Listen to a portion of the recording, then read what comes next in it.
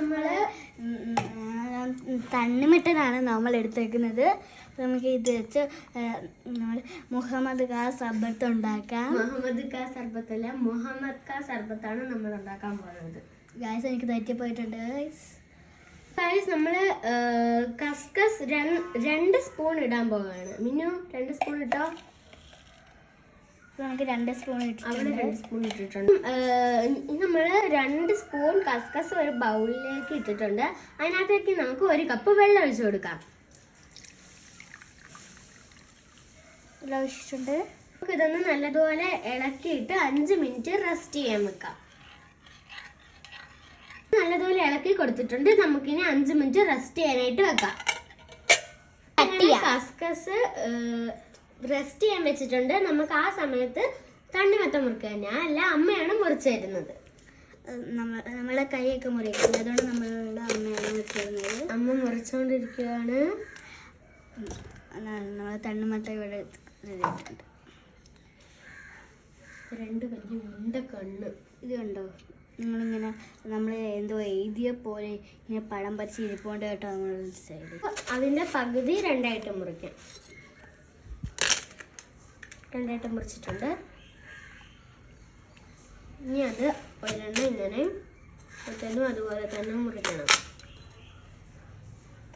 നമുക്ക് ആ തണ്ണിമത്തൻ അരിഞ്ഞത് കുഞ്ഞു കുഞ്ഞു പീസാകളാക്കാം. അമ്മ ആക്കിക്കൊണ്ടിരിക്കുകയാണ്.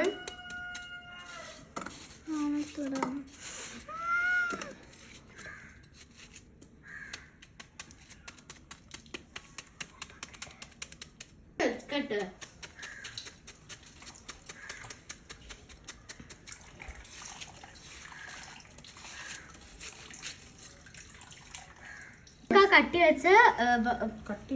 കട്ട് ചെയ്ത് വെച്ച വാട്ടർമെലണിലേക്ക് പഞ്ചസാര ഇട്ട് കൊടുക്കാം. അമ്മ ഇട്ട് കൊടുത്തോണ്ട് പഞ്ചസാര ഇട്ട് കഴിഞ്ഞു. ഇനി നമുക്ക് പാലൊഴിക്കാം.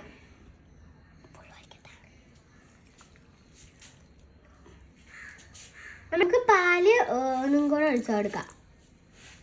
ഒഴിച്ച് കൊടുത്തിട്ടുണ്ട്. 5 മിനിറ്റ് റെസ്റ്റ് ചെയ്യാൻ വെച്ച കസ്കസ് അതിനകത്തോട്ട് ഇട്ട് കൊടുക്കാം.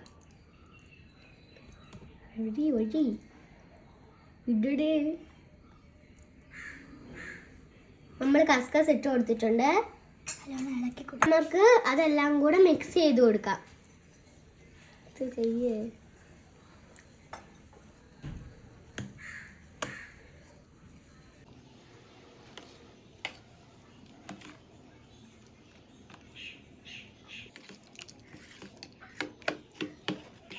നമുക്ക് അത് ഗ്ലാസ്സുകളിലേക്ക് ഒഴിക്കാം.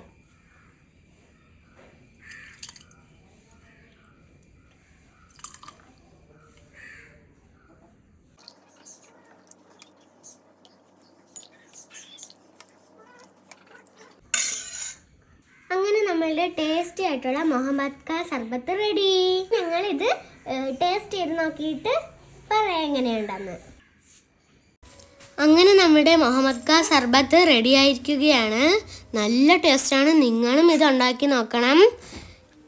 ഈ വീഡിയോ ഇഷ്ടപ്പെട്ടാൽ ലൈക്ക് ചെയ്യണം, ഷെയർ ചെയ്യണം, സബ്സ്ക്രൈബ് ചെയ്യണം. Bye bye.